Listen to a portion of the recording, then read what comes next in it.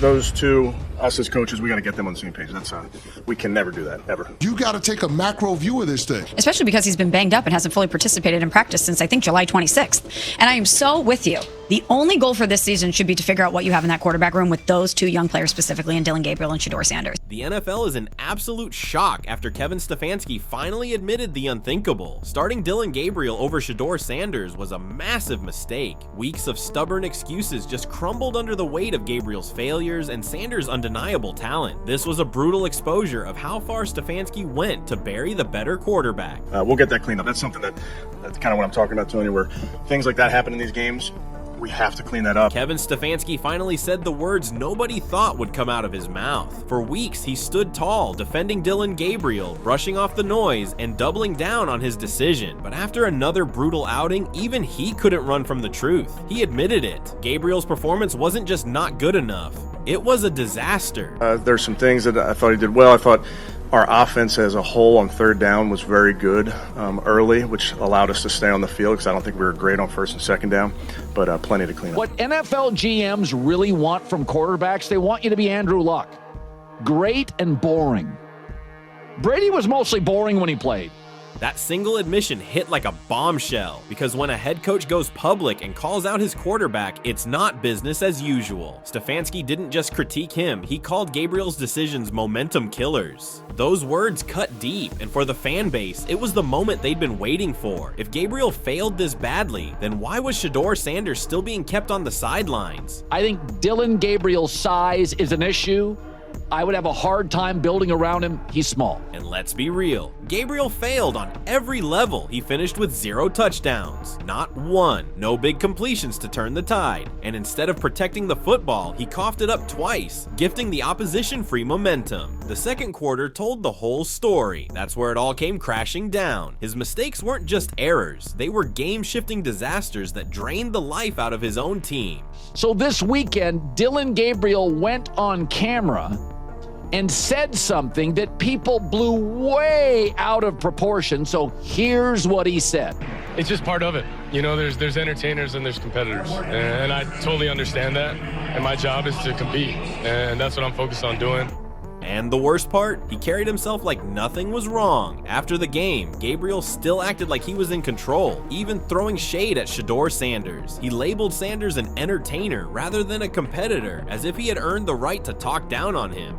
That arrogance, especially after playing one of the worst games of his young career, rubbed everybody the wrong way. Fans were livid, analysts were stunned, and even some players didn't hide their frustration. It changes everything about your team. You could spend money to protect that guy and try to destroy the other team's quarterback. So that's why I'm fascinated by this. Joe Flacco's not the long-term answer. We know that. He knows that. Because here's the truth. While Gabriel stumbled, Shedeur Sanders was the one doing everything right. From minicamp to training camp, Sanders looked sharper. Even when he was stuck working with second and third units, he stood out. His passes were crisp, his composure obvious, and his leadership natural. But I think Shedeur was underdrafted. Shedeur is bigger. I think he moves well. I would choose Shedeur over Dillon Gabriel, but Kevin Stefanski, he liked the seriousness, the accuracy, and the way he ran an offense, Dillon Gabriel at Oregon. The cap is over. Sanders has been better every step of the way. Everyone saw it. Fans saw it. Analysts saw it. But for some reason, Stefanski refused to acknowledge it. He shut the door every time Sanders gave him a reason to open it. And that's where the controversy exploded, because when the numbers, the tape, and the performances all say Sanders is the better option, how do you justify keeping him off the field? He gets picked up by Cleveland. I'm simply saying, if you look at the kind of circumstances that Shedeur Sanders has had to embrace, and on top of it all, you haven't exposed him to any first-team reps. It felt absurd. Sanders could outplay Gabriel in practice, in scrimmages, even in limited game action. And still, the depth chart never moved. Fans were buzzing, begging to see more of him, creating this pressure cooker that was only getting hotter. And every time Gabriel crumbled under pressure, that demand grew louder. That should never happen on that play. At some point, Stefanski had to face the truth. Gabriel wasn't just failing, he was sinking the team. And Sanders wasn't just sitting quietly in the background. He was showing everyone he was ready. The spark was there, the poise was there, the leadership was there. And keeping that locked away while forcing Gabriel into the spotlight became impossible to defend. We're just trying to hammer home how important it is to win that turnover margin in these football games. But I thought by and large you guys competed like crazy, which they did this week as well. So I was pleased with the effort. And then we got to still have that mentality that we got to get better every single day. That's what the guys are going to do.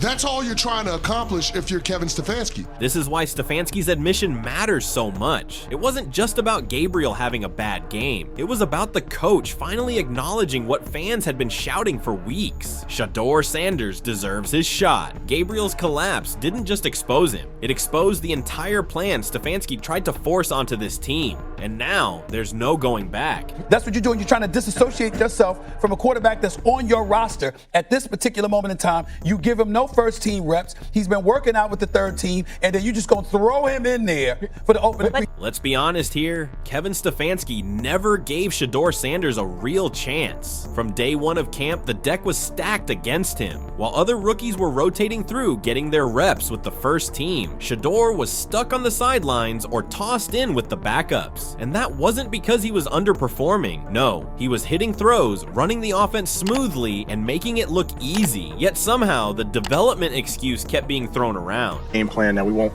run every play that we put in this week, but I want the guys to get used to getting a game plan, new plays, kind of evolving the offense, the defense, the special teams, so to speak. And then in terms of who plays and that type of thing, we'll talk about that later. You know the line. Coaches love to use it. We just want to focus on development. It's a process. We're not rushing things. Fans weren't buying it for a second. The guy was already outshining Gabriel every time they shared a field. Development sounded less like a plan and more like a smokescreen. I think he's being set up to fail. That's when Stephen A. Smith stepped in and set the whole thing on fire. He didn't mince words. He called it a cover-up, plain and simple. According to him, this wasn't about protecting a young quarterback. This was about manufacturing an excuse. Keep Sanders off the field, avoid fan outrage, and keep Gabriel safe as the starter. If that's true, it means Stefanski wasn't just making tough football decisions. He was actively controlling the narrative, running what looked more like a political campaign than a quarterback competition. There's been 11 practices, if I remember correctly. He's been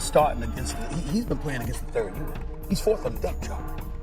And then suddenly you throw him into the start lineup? And honestly, when you look at the depth chart, Stephen A. had a point. It was the smoking gun. No matter what Sanders did, no matter how much better he looked, he never moved up. He stayed buried. That's not a coincidence. That's deliberate. Fans saw it too, and the internet exploded. Comment sections filled up with people demanding answers. Forums lit up with fans asking the same question. Why is Stefanski so scared to play Shedeur Sanders? Maybe we just got to get out of this nonsense. Let's just get out of this nonsense. We got people thinking Dillon's taking shots. Meanwhile, Dillon Gabriel wasn't doing himself any favors. Instead of owning up to his mistakes after a brutal performance, he doubled down. He acted like he was still in control of the team, like the turnovers and missed reads never happened. And then he crossed the line. He took a shot at Sanders, labeling him an entertainer rather than a competitor. I mean, that's just the ultimate indictment.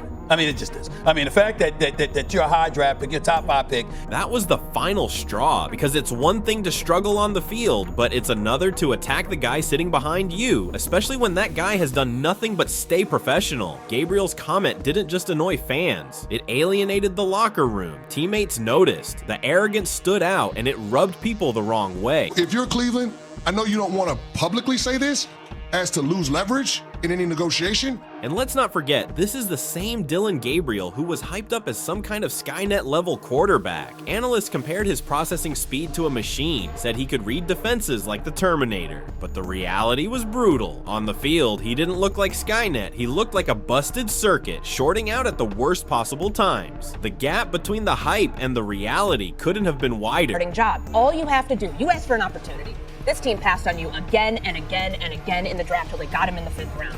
To be able to go out and show, even without the first team reps, I can operate the offense, I can make it look clean, I can deal with sudden change, because I think personally, now compare that to Shedeur Sanders. He wasn't talking trash. He wasn't pointing fingers. He wasn't making excuses. Every time he stepped on the field, he carried himself with composure. He made the right throws. He led his guys. He didn't need to talk. His play spoke for him. And that contrast made Gabriel's arrogance look even worse. One quarterback was showing humility and poise. The other was showing ego without production. The breaking point came fast and loud. Fans were chanting Shedeur's name. The media was circling like sharks, and Dillon Gabriel was collapsing in real time. Hit the subscribe button to get more updates on Brown's quarterback battle.